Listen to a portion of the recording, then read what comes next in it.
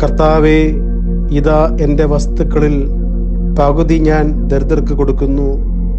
ആരിൽ നിന്നെങ്കിലും ഞാൻ അപഹരിച്ചിട്ടുള്ളത് 1/4 വീതം തിരിച്ചു കൊടുക്കുകയും ചെയ്യുന്നു.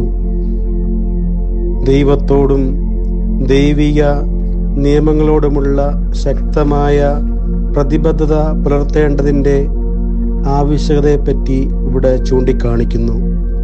ദൈവവുമായുള്ള സജീവമായ ബന്ധത്തിലേക്ക് നാം പ്രവേശിക്കുമ്പോൾ നമ്മുടെ ജീവിതത്തിൽ വലിയ ഒരു മാറ്റം സംഭവിക്കുന്നു. ഇന്നലെ വരെ നാം ജീവിച്ച ജീവിത ശൈലിയിൽ നിന്നും ഒരു പുതിയ ജീവിത മാതൃക നാം സ്വീകരിക്കേണ്ടിയിരിക്കുന്നു. ദൈവത്തോടും ദൈവീയ നിയമങ്ങളോടുമുള്ള ആഴമേറിയ പ്രതിബദ്ധത പുലർത്തേണ്ടവരാണ് നമ്മൾ എന്ന ഓർമ്മപ്പെടുത്തൽ കൂടി ഇവിടെയുണ്ട്. ദൈവിക നിയമങ്ങളായ നീതി, ന്യായം, സത്യം തുടങ്ങിയവയാണ് നാം മുറുകെ പിടിക്കേണ്ടത്. ഇവയോടാണ് നാം വിധേയത്വം പുലർത്തുന്നത്.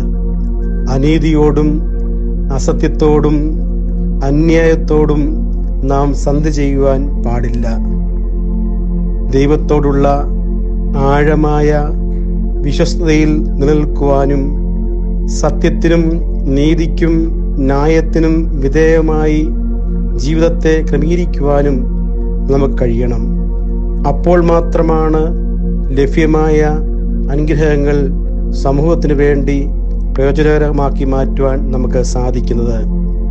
ആയതിനാൽ ഈ നോമ്പിൻ്റെ കാലഘട്ടത്തിൽ ദൈവത്തോടുള്ള ആഴമായ വിശ്വാസത്തിൽ അടിയുറച്ചു നിന്ന് ദൈവത്തിങ്കിലേക്ക് ശിരസ്സുയർത്തി നോക്കുവാനും നമ്മുടെ ജീവിതത്തിൽ പരിവർത്തനം വേണ്ട മേഖലകളിൽ പൂർണ്ണമായ പരിവർത്തനം ഉണ്ടാക്കുവാനും നമുക്ക് സാധിക്കട്ടെ.